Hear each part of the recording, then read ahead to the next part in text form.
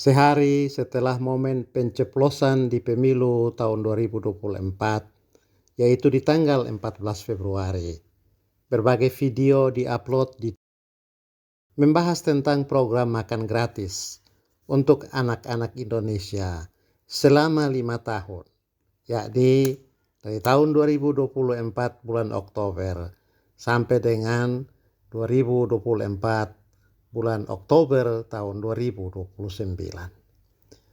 Program itu dicanangkan oleh pasangan Capres dan Cawapres yang diprediksi menjadi orang nomor 1 dan 2 di Indonesia. Tayangan-tayangan video itu mempersoalkan apakah mungkin selama 5 tahun 80,9 juta anak Indonesia diberi makan gratis. Dari mana uang sebanyak 490 triliun diperoleh untuk belanja dan penyediaan makanan kepada anak-anak? Dan apakah makan gratis memang mendidik? Ataukah itu hanya menciptakan mental ketergantungan dan memelihara kemiskinan agar orang miskin terus diperalat untuk kepentingan elektabilitas dalam pemilu-pemilu yang akan datang? Nah, setelah mendengar ulasan-ulasan itu, saya teringat episode makan gratis dalam cerita kitab-kitab Injil Perjanjian Baru, yang umumnya dikenal oleh orang Kristen sebagai mujizat perbanyakan roti oleh Yesus. Toh pemberian makan 5.000 orang laki-laki, yang tidak termasuk perempuan dan anak-anak yang Yesus lakukan, itu tidak sama dengan program makan gratis ala pasangan Capres dan Cawapres dalam kampanye pemilu 2024. Makan gratis yang dijadikan sebagai daya tarik elektabilitas di masa kampanye beda dengan mujizat perbanyakan roti yang dilakukan Yesus ketika melihat orang banyak yang mendengar pengajarannya berada dalam kondisi lapar. Perbedaan itu terletak pada hal berikut ini. Yesus memberi makan gratis, bukan untuk menebar pesona agar dia dipilih atau diangkat sebagai raja. Terbukti menurut versi kitab Yohanes, setelah banyak orang yang dilayani Yesus dengan roti dan ikan itu menjadi kenyang, dan mereka berniat untuk menjadikan Yesus sebagai raja, Yesus memutuskan untuk pergi, menyingkir dari orang banyak itu. Dan keesokan harinya, ketika orang banyak itu kembali bertemu Yesus dan bertanya kepadanya bagaimana sehingga Yesus bisa tiba di tempat di mana mereka berada, jawaban Yesus berisi sebuah kritik. Yesus mengatakan bahwa mereka mencari Dia bukan karena kerinduan untuk mendengar pengajarannya, tetapi karena mereka ingin mendapatkan makan gratis untuk hari berikutnya. Nampaklah bahwa makan gratis dari Yesus bukan program unggulan dan bukan sebuah program yang berkelanjutan. Itu merupakan sebuah perbuatan di saat darurat. Konsistensi Yesus menolak pemberian makan gratis atau makanan yang diperoleh tanpa kerja dan usaha. Itu kembali kita lihat dalam cerita ketika Yesus selesai berpuasa. Setelah 40 hari 40 malam berpuasa dan Yesus berada dalam kondisi yang betul-betul lapar, disebutkan bahwa iblis datang mencobai Yesus. Iblis meminta Yesus menggunakan kuasa yang ada padanya sebagai anak Allah untuk mengubah batu menjadi roti. Ini bisa dikatakan bahwa iblis menawarkan kepada Yesus agar memperoleh makanan tanpa usaha atau makan secara gratis. Dan kita tahu Yesus menolak tawaran itu atau cobaan itu. Orang harus bekerja untuk mendapatkan makan, bukan menunggu untuk diberi makanan gratis.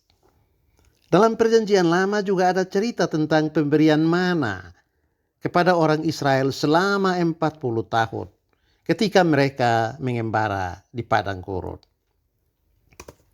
Tetapi hal itu tidak bisa disamakan dengan pemberian makan gratis. Tuhan menurut cerita dalam Perjanjian Lama menyediakan bahan mentah, bahan baku, berupa gumpalan putih seperti salju yang tersebar di seluruh wilayah perkemahan orang Israel. Dan karena itu tiap-tiap keluarga Israel harus bangun pagi-pagi memungut gumpalan-gumpalan putih itu sebelum matahari menjadi panas. Lalu mereka perlu mengolah gumpalan-gumpalan itu menjadi makanan dan roti untuk mencukupi kebutuhan keluarga satu hari atau 24 jam. Dan ini bukan makan gratis. Karena mereka harus bekerja mengolahnya menjadi makanan untuk kebutuhan perut. Makan gratis saja akan menciptakan kebalasan, kebodohan, dan melahirkan mental pengemis. Sebuah bangsa tidak pernah akan menjadi kuat, akan kehilangan daya saing, hanya akan menjadi kelompok kuli dan pengemis. Kalau tidak dilatih untuk berusaha, kalau tidak didorong dan dimotivasi untuk menggunakan akal, talenta, dan keterampilan-keterampilannya, mengubah bahan baku yang ada di sekitarnya menjadi makanan. Ketika orang banyak yang sehari sebelumnya diberi makan oleh Yesus dengan 5 ketul roti dan 2 ekor ikan, kembali bertemu Yesus dengan harapan mendapatkan lagi makanan gratis edisi kedua. Yesus memerintahkan mereka untuk bekerja. Yesus katakan, bekerjalah untuk makanan yang tidak akan binasa. Hal yang sama juga ditegaskan oleh Paulus kepada jemaat di Tesalonika. Paulus dengan tegas mengatakan untuk tidak memberi makan kepada orang yang tidak mau bekerja. Itu kita baca di 2 Tesalonika 3 ayat 10. Di Amsal 31 ayat 27 kita mendengar adanya kata-kata sanjungan, ungkapan-ungkapan pujian kepada orang yang menjauhkan makanan kebalasan atau yang hanya sekedar menunggu makan gratis. Makan gratis hanya urgen dalam kondisi khusus. Misalnya dalam situasi bencana alam atau kondisi peperangan di mana orang-orang terpaksa pergi mengungsi dan karena itu tidak bisa bekerja mengolah kebun atau alam di sekitarnya untuk mendapatkan makanan. Makanan gratis atau makan gratis hanya dalam situasi darurat.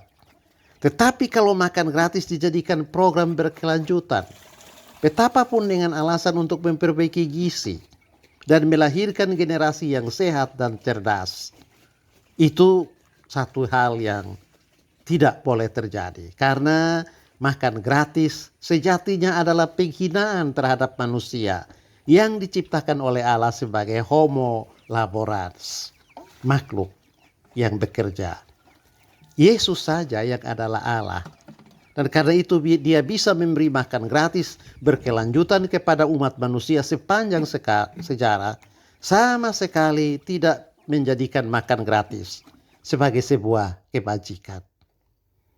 Manusia barulah menjadi pribadi yang penuh dan bermartabat kalau dia bekerja. Paulus katakan dalam 2 Tesalonika 3 ayat 10. Jika seorang tidak mau bekerja, janganlah ia makan.